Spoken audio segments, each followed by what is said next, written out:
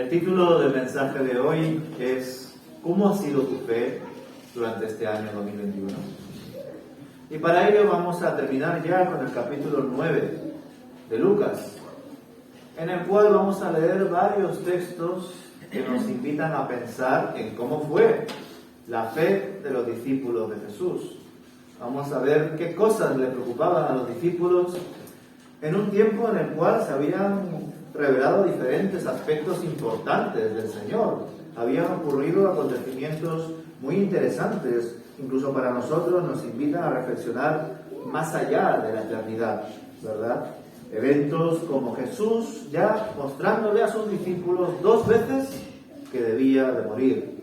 Eventos como la transfiguración, donde Jesús fue al monte a orar y de los 12 discípulos escogió a 3, Santiago, Juan y Pedro, y fue con ellos a orar, y en un tiempo de oración su cara y su rostro y todo su cuerpo se iluminaron, fue transfigurado y aparecieron Moisés y Elías. Tras estos eventos, ¿verdad?, también pensamos en estos textos que hacen referencia a ese joven endemoniado que los 9 apóstoles que se habían quedado al pie de la montaña no pudieron atender, no pudieron echar fuera los demonios, pese al principio del capítulo 9 lo leímos, a que Dios les había ofrecido dones para sanidad y para echar fuera demonios. Pues ya a partir del versículo 46 del capítulo 9 en adelante, veremos que estos discípulos estaban muy confundidos con su fe. Tenían una percepción de lo que Dios les había dado muy distinta a lo que Él esperaba de ellos. Y sin duda será pertinente luego aplicarlo a nosotros. Leemos entonces en el versículo 46 en adelante. Entonces los discípulos comenzaron a discutir entre ellos acerca de quién era el más importante. Pero Jesús conocía lo que ellos pensaban. Así que trajo a un niño y lo puso a su lado. Luego les dijo: todo el que recibe de mi parte a un niño pequeño como este, me recibe a mí. Y todo el que me recibe a mí, también recibe al Padre, quien me envió. El más insignificante entre ustedes es el más importante. Juan le dijo a Jesús: Maestro, vimos a alguien usar tu nombre para expulsar demonios, pero le dijimos que no lo hiciera porque no pertenece a nuestro grupo. Jesús le dijo: no lo detengan. Todo el que no está en contra de ustedes está a su favor. Cuando se acercaba el tiempo de ascender al cielo, Jesús salió con determinación hacia Jerusalén. Envió mensajeros por delante a una aldea de Samaria para que se hicieran los preparativos para su llegada. Pero los habitantes de la aldea no recibieron a Jesús porque iba camino a Jerusalén. Cuando Santiago y Juan vieron eso, le dijeron a Jesús: Señor, ¿quieres que hagamos bajar fuego del cielo para que los consuma? Entonces Jesús se volvió a ellos y los reprendió. Así que siguieron de largo hacia otro pueblo. Mientras caminaban, alguien le dijo a Jesús: te seguiré a cualquier lugar que vayas. Jesús le respondió: los zorros tienen cuevas donde vivir y los pájaros tienen nidos, pero el Hijo del Hombre no tiene ni siquiera un lugar donde recostar la cabeza. Dijo a otro: ven, sígueme. El hombre aceptó, pero le dijo: Señor, deja que primero regrese a casa y entierre a mi padre. Jesús le dijo: deja que los muertos espirituales entierren a sus propios muertos. Tú debes ir y predicar acerca del reino de Dios. Otro dijo: sí, Señor, te seguiré, pero primero deja que me despida de mi familia. Jesús le dijo: el que pone la mano en el arado y luego mira atrás, no es apto para el reino de Dios. Amén. Bueno, vemos entonces aquí inquietudes un poco desordenadas de los discípulos de Jesús. Después de que 9 de los 12 hayan fracasado en su ministerio a la hora de no poder atender a este joven endemoniado, Jesús les dice por segunda vez que va a morir, que es necesario que el Mesías sea arrestado, juzgado y asesinado. Y en medio de todo esto, Lucas, hábilmente, que está redactando este evangelio con grandes intenciones, muestra cómo el contraste en lo que Jesús les está mostrando, las verdaderas consecuencias de todo ello, y cómo los discípulos estaban entre ellos discutiendo por cuál era el más importante para él, cuál era el más importante para el reino. Lo leemos en otros evangelios, ¿verdad? Cuando dos de los 12 apóstoles discuten entre ellos y dicen: yo voy a estar a la diestra del Señor cuando Él venga en gloria, pues yo estaré a la siniestra de Dios. Pero estaban repartiendo la gloria de Dios a su manera, estaban jerarquizando la espiritualidad, estaban monopolizando el reino de Dios. No estaban comprendiendo que para Dios no hay acepción de personas, que para Dios no hay personas más importantes y otras menos importantes, por cuanto uno crea que valga más o menos, sino que Dios nos da un valor a cada uno de nosotros. Qué triste es ver, ¿verdad?, que en medio de ya distintas sanidades, señales, tantos eventos y acciones y milagros que Jesús había realizado, estos discípulos tenían una visión muy sesgada de lo que Jesús les estaba proponiendo. Como creo que ya comenté hace un tiempo, la verdadera gloria de Dios no se manifiesta o no se va a manifestar solamente cuando venga con su gloria y su reino y se acabe este mundo y estemos con Él para siempre, como bien se revela después de su ascensión, ¿verdad? Como lo leemos también al principio del libro de los Hechos de los Apóstoles. Sino que la gloria de Dios se manifiesta en aquello que para nosotros es burla, es miedo, es todo aquello que de algún modo no queremos pensar y que desechamos: la muerte. Y encima la muerte injusta, crucificado por algo que Él no hizo como ellos planteaban que Jesús lo había hecho, junto con ladrones y asesinos que Él no tenía partida de ello. Jesús mostró su mayor gloria en la cruz.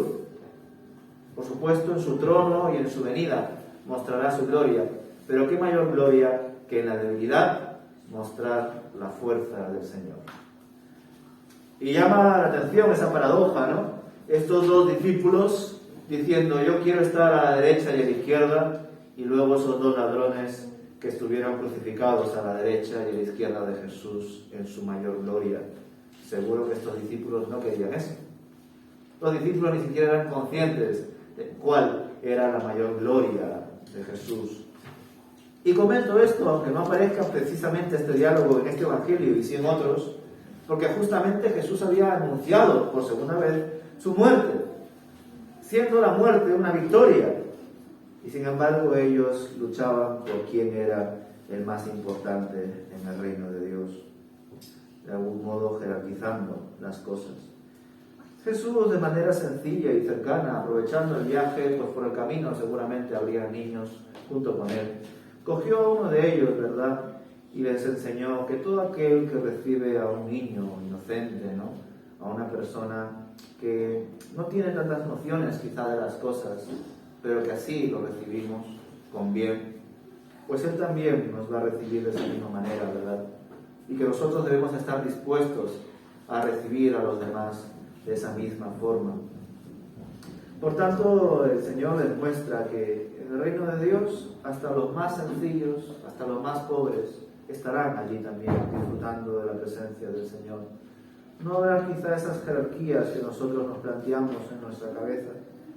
También lo podemos reflexionar en esa famosa parábola, ¿verdad?, de los labradores, donde el Señor quiso trabajar su viña y empezó ofreciendo un salario concreto a algunos obreros que encontró por el camino. Y ellos empezaron a trabajar el campo, trabajar y trabajar.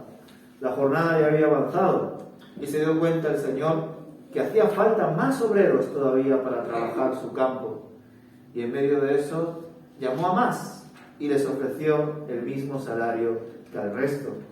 El resto se quejaba y decía: Señor, nosotros estamos trabajando desde la mañana y ellos recién van a empezar a trabajar ahora y les vas a pagar lo mismo que a nosotros.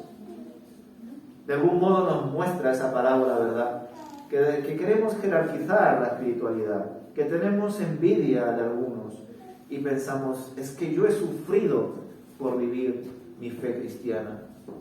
Y quizá ese sea el problema, que lo has enfocado como un sufrimiento y no más bien como un regalo de Dios.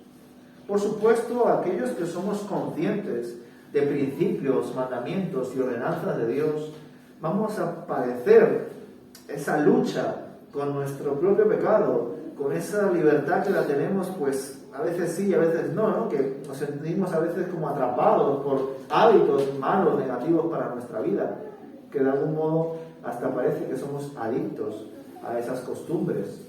Pero estamos en ello, trabajando. Y ciertamente una persona que se convierte y de repente va a la presencia de Dios por cualquier circunstancia, no pasa por ese sufrimiento. Pero pensemos por un tiempo que en la otra vida, ver esta vida terrenal en retrospectiva nos va a producir mucho gozo, mucha alegría. Por ejemplo, otra vez recordando el evento de la crucifixión, aquel ladrón que sí creyó en Jesús y que Jesús le dijo que ese mismo día estará en su reino. Entendemos que ese ladrón se convirtió en el último segundo, por decir así, de su vida. Y por supuesto no pudo experimentar la vida cristiana, las luchas cristianas en este contexto terrenal. No pudo experimentar esa idea de no somos de este mundo, pero estamos en este mundo. Él fue directamente al reino de Dios. Y qué bueno. Estos labradores de esta parábola que os he mencionado rápidamente vieron el trabajo de la viña como un problema, como una religiosidad que debían cumplir. Desde luego, esta parábola estaba bien indicada para los fariseos y saduceos y escribas, que habían optado por cumplir ciertas liturgias y tradiciones espirituales, no precisamente porque les gustase, no porque entendiesen el propósito de ellas, sino porque creían que así se ganarían el cielo. Como algunas personas creen hoy en día, ¿verdad?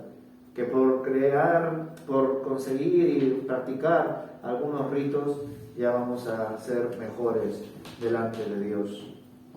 Vemos que no hay nada nuevo bajo el sol, y estos discípulos ya expresaban ese egocentrismo.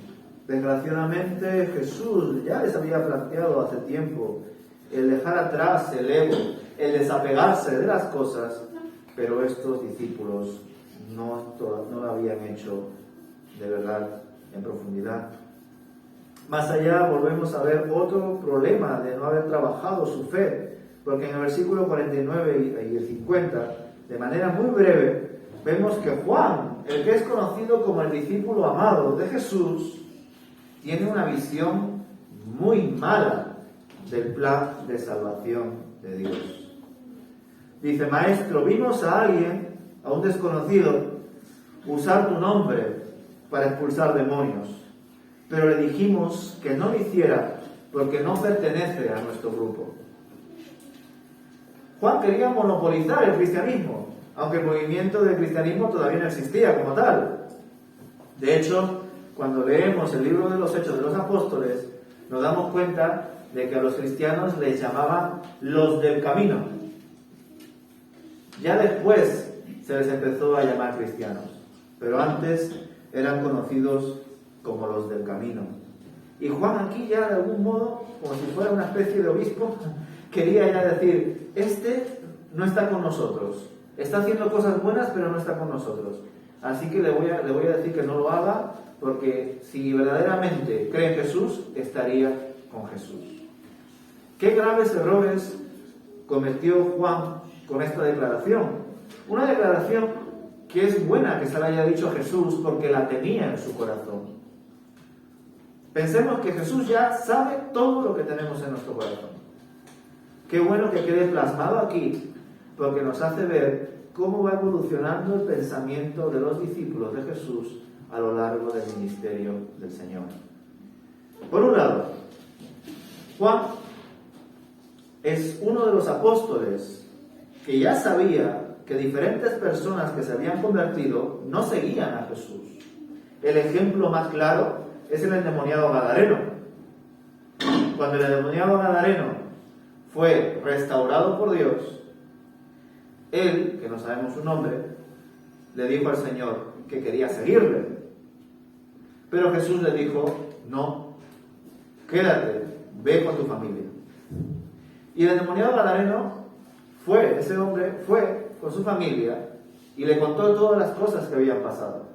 Y luego nos cuenta Lucas que por toda la región se puso a contar todas las cosas que había experimentado con Jesús. Ahí vemos a un misionero, a un predicador en la región de Gadara. Y es muy particular porque vemos a Jesús diciéndole no, cuando todo el rato es más bien Jesús diciendo sígueme, como ya hemos visto al final de este capítulo 9. Y la gente da excusas de Señor, pero es que tengo esto, tengo aquello, dame un poco de tiempo para ver si te puedo seguir. Y sin embargo aquí vemos un caso distinto. Pero por supuesto Jesús no le negaba que le siguiese, vamos a decir, de un modo de desprecio, porque era una persona que estaba endemoniada, o a saber qué más fama tendría, ¿no? Porque los autores no profundizan tampoco demasiado en los personajes que aparecen aquí. Pero vemos que Jesús sí tenía un plan para ellos. Podríamos ver otros ejemplos, pero en verdad sabemos que aquellos que no siguen a Jesús físicamente no significa que no sigan a Jesús en su corazón. Y esto el apóstol Juan, el discípulo amado, todavía no lo había entendido. Es más, yo cuando leo los textos iniciales de Lucas y de Mateo, me pregunto acerca de esos pastores y de aquellos reyes magos, que como quizá alguno habréis leído, pues ni son tres, ni son reyes, ni son magos, son sabios de Oriente, quizá hayan sido 2, quizás hayan sido 4 o 5, se dice popularmente que eran 3, porque fueron 3 las ofrendas, pero ni eran reyes, ni eran 3, ni eran magos, eran conocidos como sabios de Oriente. Pues cuando leo esos textos de estos pastores que reciben esa revelación de que ha nacido un niño, o estos sabios de Oriente que vienen desde lugares lejanos a honrar al Rey de Israel, a Jesucristo, yo me pregunto, ¿verdad? Sobre todo por los sabios de Oriente, si verdaderamente se han pegado esa molestia de venir desde lejos solo para traer esas ofrendas y adorar por unos días o quizá una tarde nada más, no lo sabemos, al niño Jesús. ¿Por qué no se han quedado con él? Si yo estuviese convencido de que alguien es Dios, es el Hijo de Dios, no me despegaría de él, pero vamos, ni con agua caliente.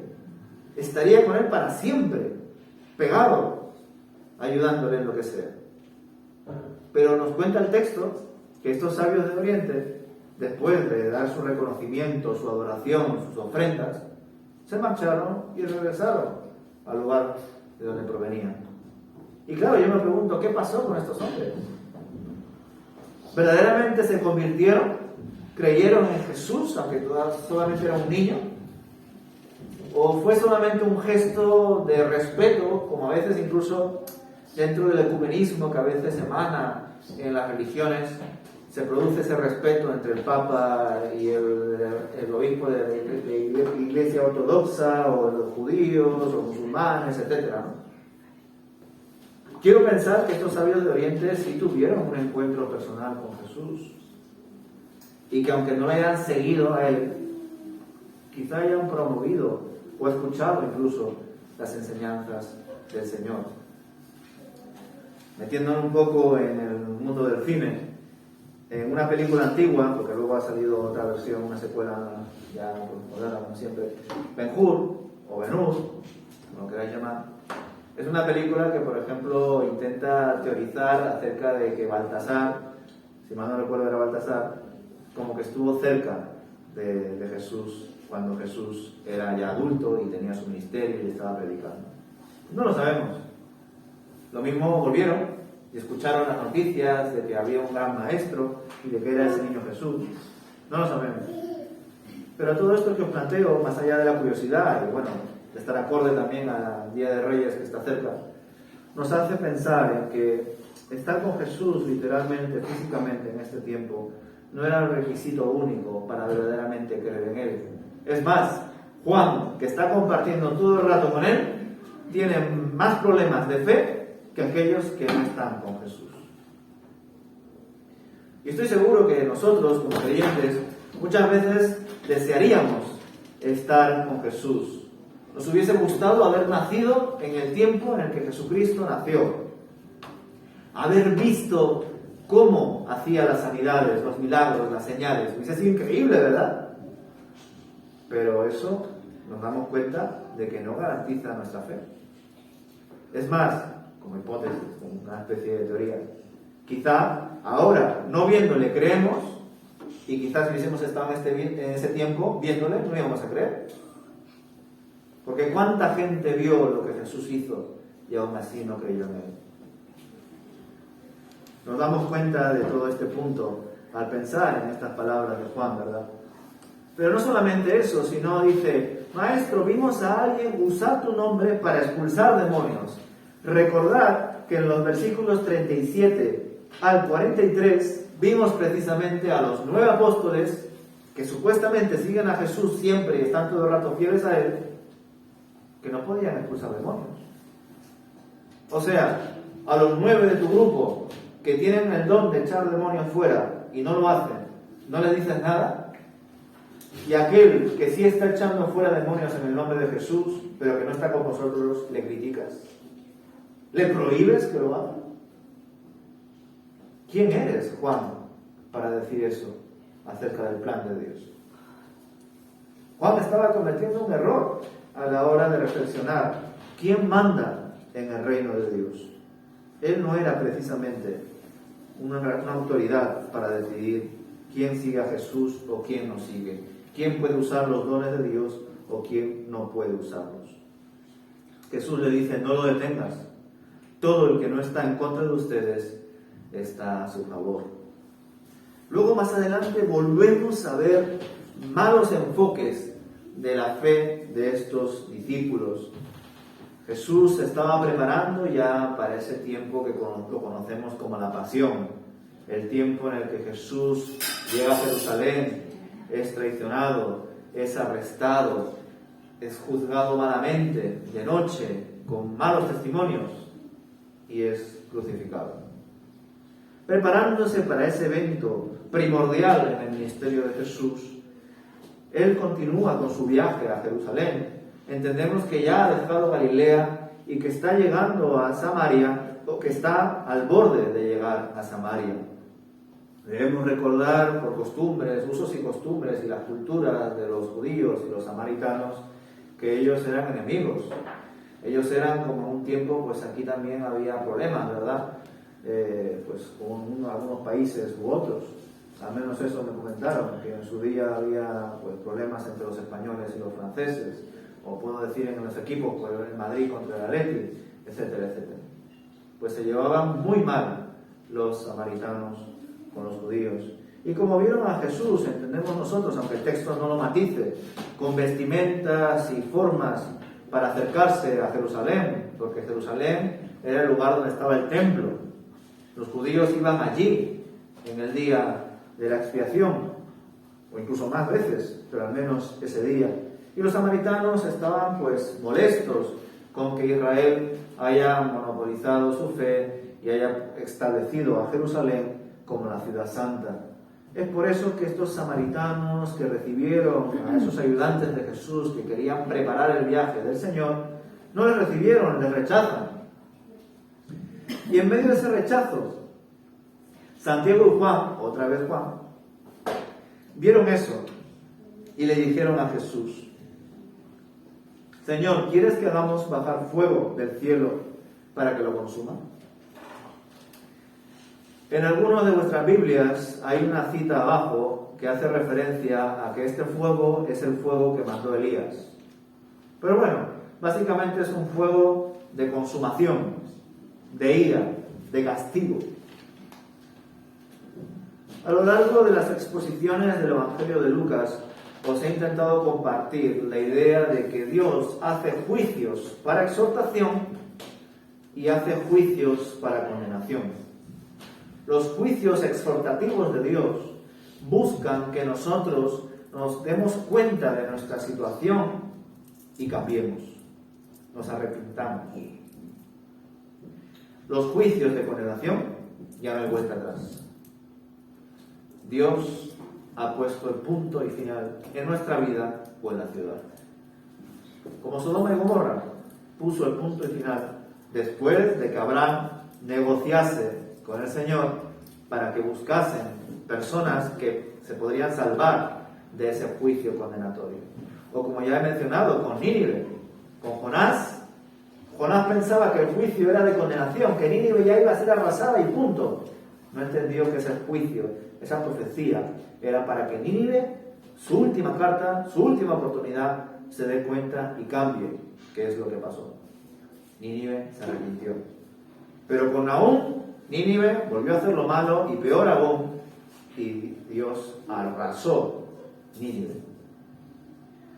De esta forma, podríamos entender que el Señor Jesús no solamente fue a predicar por Samaria de algún modo, es más, se podría considerar que ya estaba de camino a Jerusalén, pasando por Samaria, y que luego tiene esos intercambios de sígueme, pues con samaritanos, probablemente.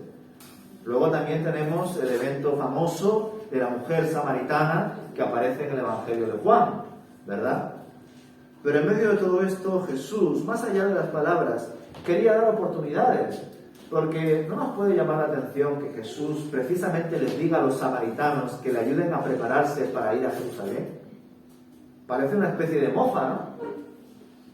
Es como decirle a mi enemigo que me ayude a prepararme para visitar a mi amigo, para ayudar a mi amigo, por ejemplo, ¿no? Por reducirlo al absurdo. Creo que el Señor Jesús quería dar con esta expresión una oportunidad más a los samaritanos para que reciban al Mesías.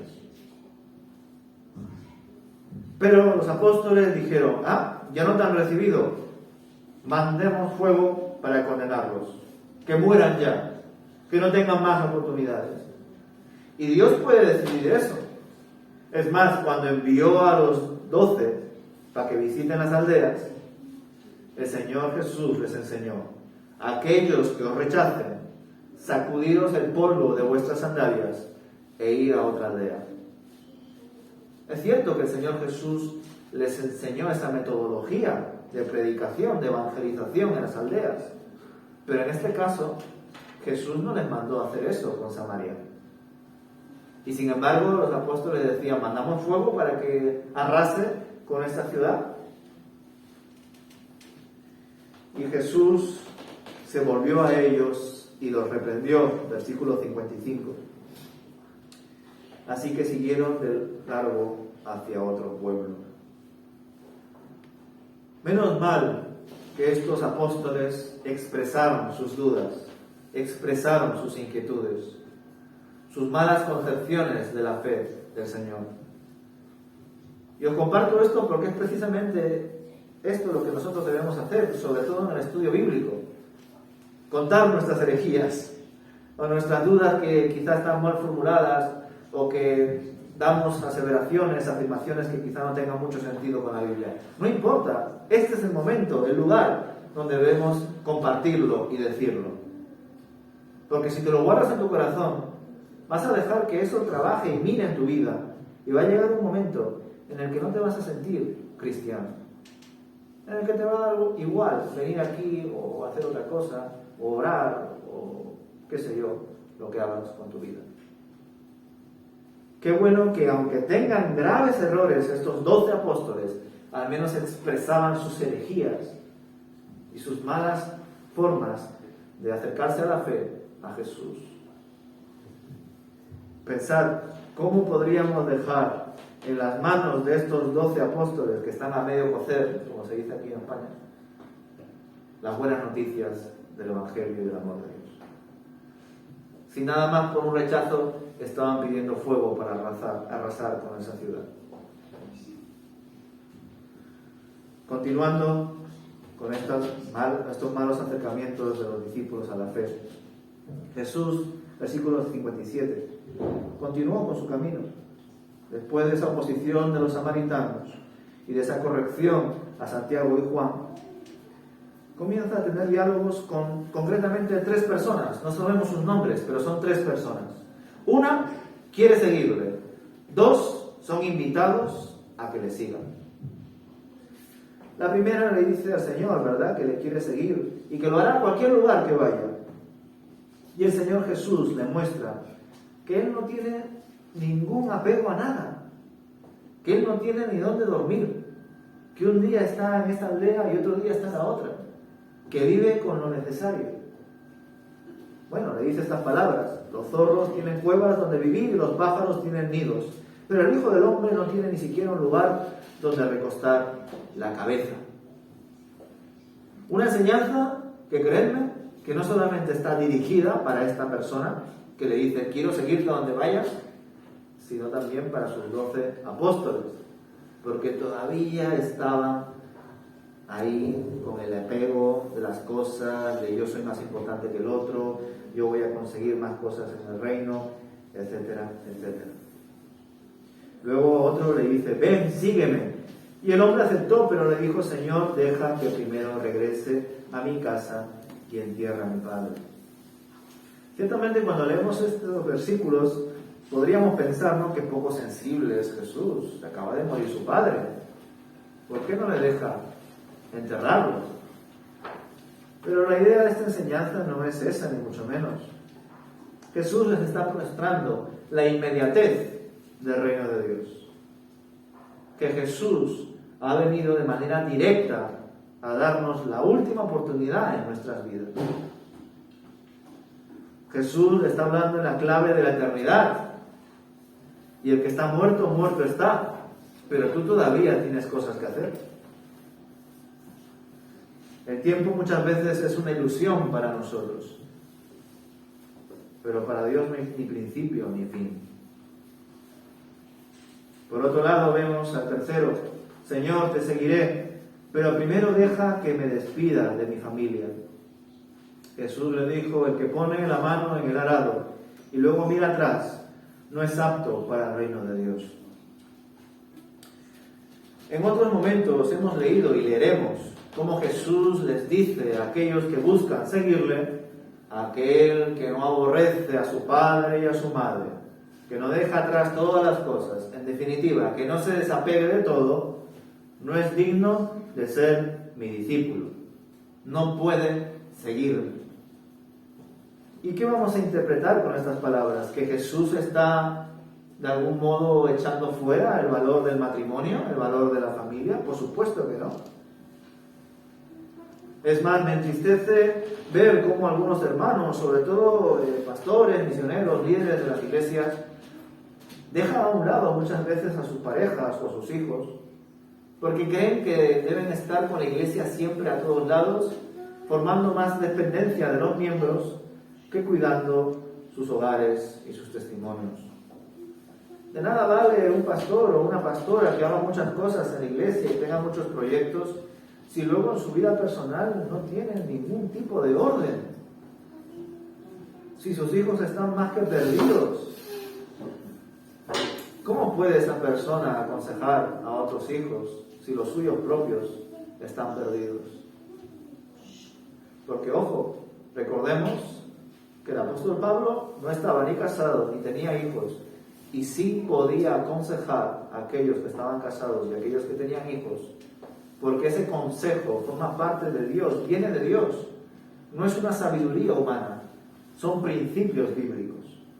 Pero eso sí, si tú estás casado y tienes hijos y tu matrimonio lo llevas malamente y a tus hijos no les educas, no puedes tener el testimonio ni la autoridad para aconsejar a alguien, ni siquiera bíblicamente, porque eso es precisamente lo que hacían los fariseos y los saduceos, eran hipócritas. Por supuesto, tampoco puedes esperar a tener una relación siempre perfecta con tu pareja y una educación intachable con tus hijos y ya recién a partir de ahí poder aconsejar, orientar a otros. Porque si fuese así, nadie recibiría consejo. La idea es enseñar siendo consciente que necesitas todavía aprender. Orientar sabiendo que tú también necesitas pautas por parte de Dios y también de la iglesia, que nos pastoreamos los unos a los otros. Somos una comunidad sanadora. No hay nadie mayor o menor. Todos necesitamos a todos. Y es cierto que hay hermanos que destacan más. Hay hermanos que nos ayudan más. Y debemos dar gracias a Dios por ellos. Pero nosotros también debemos buscar inquietudes, recursos para ponerlos delante de Dios. Por tanto, en medio de todas estas circunstancias que hemos leído, estos discípulos que pese a estar ya un buen tiempo con Jesús, todavía no han entendido el valor y la profundidad y el significado de la fe. ¿Cómo ha sido nuestra fe durante este año? ¿Nos hemos de algún modo vuelto orgullosos espiritualmente, como hemos visto al principio? Los discípulos luchando por yo soy más importante que el otro. ¿En algún momento del año 2021 te has sentido mejor cristiano que otros? ¿Has señalado a otros cristianos por no hacer esto y aquello y sin embargo tú sí decir mira qué bueno soy yo? Porque ese es el primer punto que vemos aquí. Segundo punto, ¿has criticado quizá a alguien que ha usado el nombre de Dios para algo bueno, pero que tú crees que no está bien empleado o que no forma parte de tus creencias y que le juzgas por ello como si tú fueses Dios? Porque ese es el segundo punto que realiza Juan. Sí, Señor, usa tu nombre, cree en ti, pero es que no está cumpliendo lo que nosotros estamos cumpliendo. Vale, pero tiene una relación con Dios. Eso no lo puedes juzgar. Puedes quizá considerar y de algún modo incluso autoexaminarte y decir, esta iglesia o estos hermanos tienen esta forma de acercarse a Dios, tienen esta forma de adorar a Dios, tienen esta forma de educar a sus hijos. ¿Nosotros cómo lo estamos haciendo? Porque cada uno tiene su forma de hacerlo. Y ninguno tiene por qué ser perfecto, pero todos aspiramos a la perfección, porque Dios es perfecto y buscamos imitarle a Él. Por otro lado, estamos de algún modo señalando a algunas personas, ya no como crítica, sino diciendo, estos ya no van a cambiar nunca, estos van a seguir así. Porque ese es el tercer punto que comete esto de error estos discípulos, ahora ya no solamente Juan, sino Juan y Santiago. Mandemos fuego para estos samaritanos. Pues en nuestro caso quizá, juzgando a algún hermano o alguna persona famosa que sea predicador evangélico o qué sé yo. No obstante, cuando planteamos esto, según estos textos, para analizar cómo hemos ido durante este año 2021, podemos caer también en una hipersensibilidad. De entonces no tengo nada que examinar, no tengo nada que decir, porque no vaya a ser que caiga en juicio para otros, en crítica para otros, y yo sea un orgulloso espiritual. Y eso tampoco está acorde a lo que el Señor nos enseña. Nosotros debemos examinar las cosas, debemos determinar qué movimientos, qué doctrinas, qué libros, qué personas la gente está consultando, escuchando, leyendo, etc. Y determinar a partir de ahí, y de la Biblia, y de Dios que nos ilumina en oración, en comunión, qué es lo que forma parte de la revelación de Dios y qué es meramente una teoría que incluso pueda ser una herejía. Porque eso es lo que harán estos apóstoles ya posteriormente, y lo veremos en el libro de los Hechos.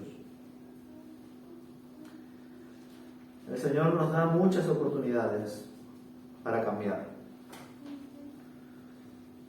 Nuevas cada mañana nos da el Señor.